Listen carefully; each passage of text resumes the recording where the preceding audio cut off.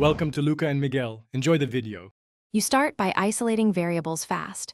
Remove the case and screen protector and charge the phone above 30% so it won't shut down mid-test. Boot into safe mode to confirm whether an app causes ghost input. If the ghost stops, you know it's software. Next, inspect the screen edges and charging port for moisture or debris because liquids and lint cause erratic capacitive response. Once done, note whether touch still misbehaves. That determines whether you continue with software fixes or proceed to hardware steps.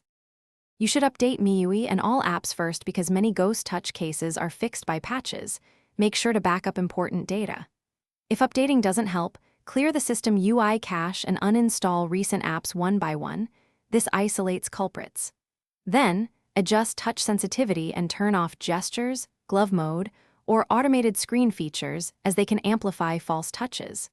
If the problem persists after those steps, perform a factory reset as a last resort software remedy.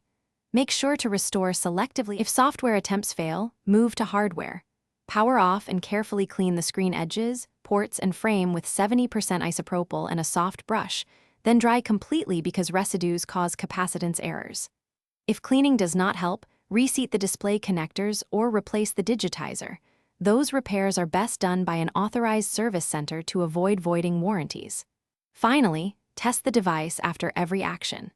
If ghost touch persists, one key troubleshooting tip is to test with a new official display assembly to confirm whether the touchscreen hardware is faulty. Thanks for watching and please subscribe. It's the best investment you'll ever make.